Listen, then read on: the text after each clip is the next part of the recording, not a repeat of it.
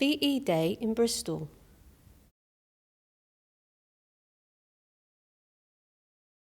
On the 8th of May 1945, thousands of people across the country listened to Winston Churchill officially announcing the end of the war with Germany.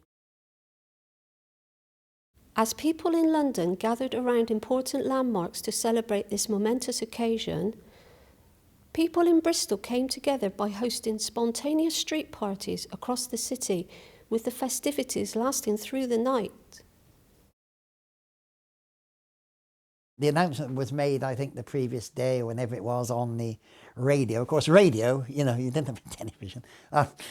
And Churchill spoke in his booming tone. This is London. The Prime Minister, the Right Honourable Winston Churchill.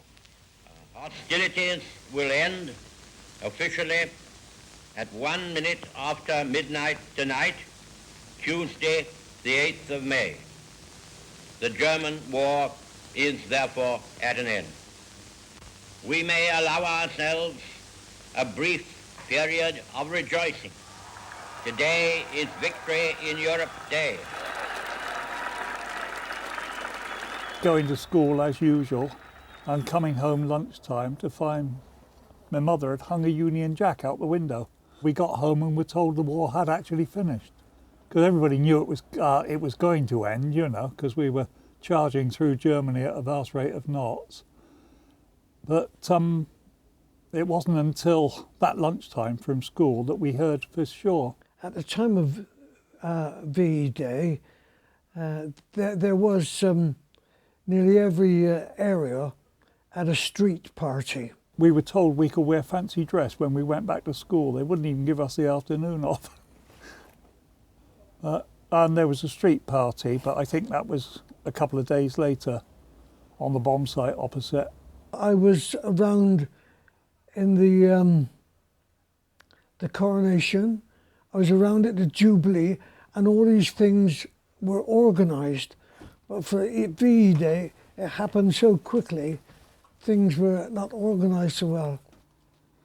I could remember stopping on a bridge going over a railway, and the people there, they were singing and dancing. They managed to get a piano outside. I always remember the one we had in Pearl Street, where I lived.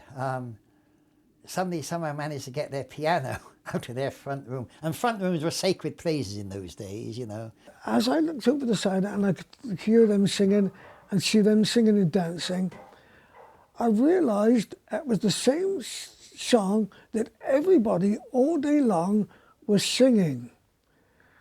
And I didn't know the song, but by the time I reached home, I learned the song. You got to accentuate the positive feeling, minus the negative, latch on to the affirmative, don't mess with Mr. In Between. And I realised they were singing at the centre, they were singing it on the downs, they were singing it in every street party.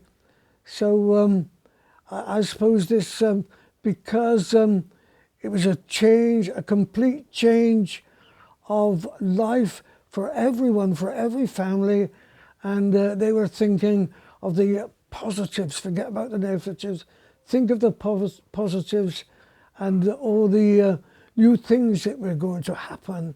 And my own father, much to his own surprise, and I think he probably always regretted doing this, he had one of the old wind-up gramophones and the old the old-fashioned 78 type of records, and he allowed this to be taken out into our front garden. As you can see by this photograph, there's a heck of a lot of people in my street I didn't know existed, really. We all moved back and we had tables and everybody brought out their own food.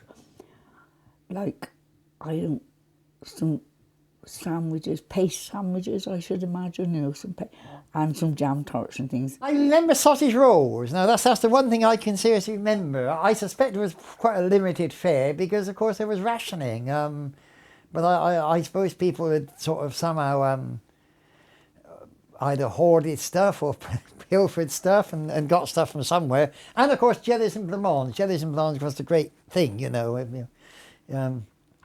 if you were ever going to have any sort of celebration involve food, it had to be sort of jelly and blancmange. And if presumably if you didn't like jelly and blancmange, you starved. Ordinary playing cards, but they're made of cardboard, not pasteboard, because there was a war on. The flags are making the V for victory, as are the planes. Victory Europe was a good point, but it wasn't the end of the war. It was several months before the full war ended. Of course, then we thought war was a thing of the past. We've learnt differently, but at that time, life seemed great, and life seemed as though there was going to be opening and good things was going to happen. Where relationships had been quite stable, suddenly were no more. The number of youngsters at school, in fact, who suddenly found they were living with new uncles and all that sort of stuff. I think there was a very eating into this whole fabric of, what people had seen as a pretty solid sort of society. And I think what had been normal life, I suspect it never, in many cases, never sort of became the norm again.